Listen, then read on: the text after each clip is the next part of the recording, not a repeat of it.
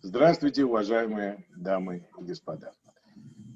Вы знаете, когда речь заходит о трудовом праве, безопасней и лучше нанять адвоката из высшей лиги. Deane Браун, акционер HUGHES, SOCOL, PIERS, RESNICK и Deane в Чикаго. Она заслужила высочайшую репутацию в высших юридических кругах нашего города как стойкий и квалифицированный защитник интересов своих клиентов со стратегическим складом ума.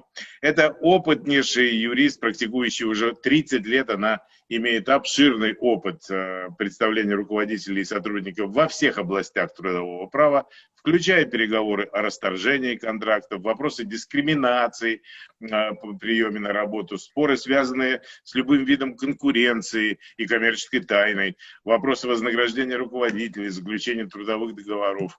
Госпожа Браун представляет клиентов, которые стали жертвами дискриминации по признаку возраста, расы, пола, сексуальной ориентации, национального происхождения, инвалидности. Она также представляет интересы женщин, которые подверглись сексуальным домогательствам, еще это случается, на рабочем месте, торговых представителей, которым неправомерно отказали, например, в премиях, то есть в бонусах, и комиссионных, и по многим другим вопросам занятости.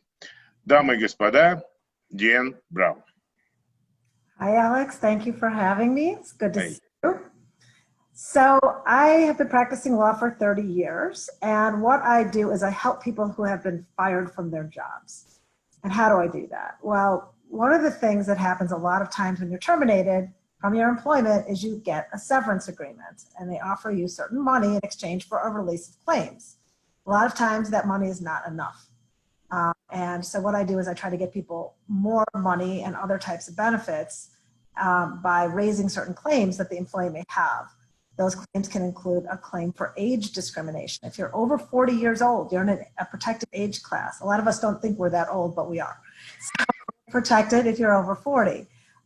Your race, your national origin, if you were not born in the United States and you're discriminated against, that can be actionable. If you have a disability, either physical or mental, that too can be a cause of action against the employer. If you've been sexually harassed, if you've taken time off under the Family and Medical Leave Act, those are all potential claims that you may have against an employer depending on the facts of your case.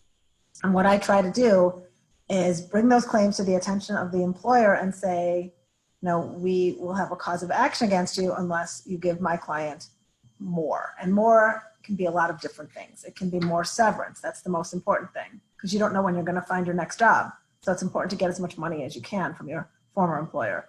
Health insurance. So everybody's entitled to what's called COBRA for 18 months, which is a continuation of your health insurance, except that it's very expensive. So I always try to get my clients COBRA benefits paid for by their former employer. I also try to get my attorney's fees paid for by the employer. Also, something called outplacement assistance. And what outplacement does is helps you with your resume, helps you write a resume, it helps you with job searches and job leads. It can help you with mock interviews. And it's really helpful to people looking for jobs. So I always try to get outplacement assistance paid for by the employer. And then there's a lot of other things I want to get, like it's called mutual non-disparagement provisions, so that your former employer doesn't say anything bad about you to your next potential employer or to anyone else. It's very important to try to make sure that the employer says you're eligible for rehire, because a lot of times future employers will ask that. I try to get people to be able to resign their employment but not have it impact their right to unemployment benefits. And because sometimes when you're filling out a job application, you'll be asked, have you ever been terminated from a position? And if you can say you've resigned, sometimes that can be easier for you to find another job. So ultimately, there's lots of other issues that could come into play here, such as non-competes, non-solicits. In Illinois, they are enforceable, but they have to be very narrow. So for example, if a non-solicit says you can't go to any of our clients and take away our business and take away our customers, really that's overbroad. It has to be limited to the customers and the clients you as an employee had a relationship with or dealt with while you were at that employer. So people are under the impression that non-competes and non-solicits are not enforceable in Illinois. Not true. And they also think that if you are fired, somehow they're not enforceable. That's also not true. They are enforceable depending on how narrow they are, as well as for what period of time they're in place. So, those are some of the big things. Another thing that's really important for people to remember is that if you are given a severance agreement, an employer cannot make you sign it right away.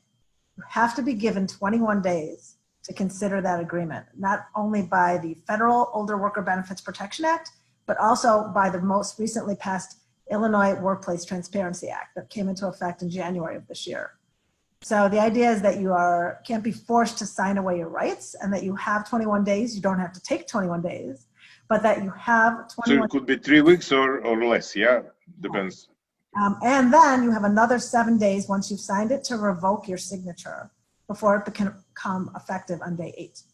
So that's an important development in Illinois, and it's applicable to all employees, not just people over 40. The other thing people should really be aware of is that they have a right to their accrued and unused vacation days. So if you're terminated and you have a bunch of vacation days that you earned by working and you didn't use those days, the employer has to pay you for those days, regardless of whether you sign a separation agreement or severance agreement.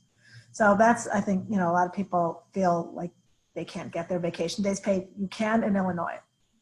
Likewise, in Illinois, I don't do a lot of work in unemployment, but I can tell you that you can still be getting a severance at the same time you get unemployment benefits in Illinois. Not true in every state, but definitely in Illinois. So yes, and so that's essentially, how I try to protect people and help the community, people who have been terminated. Because again, you don't know how long it's going to be till you find your next job. So I try to make it as easy as possible for people to have some money to tide them over and other benefits to tide them over before they get their next job. And, a lot of times people just sign on the dotted line and they're given an agreement, they sign it and they say, okay, give me my money. Yeah. Not to do that. I think it's important to consult with a lawyer before you do that. Thank you very much. Everything you said, so helpful and so important. Thank you very much. Thank you, dear. Thank you, Alex, for having me. Nice to see you. Bye-bye.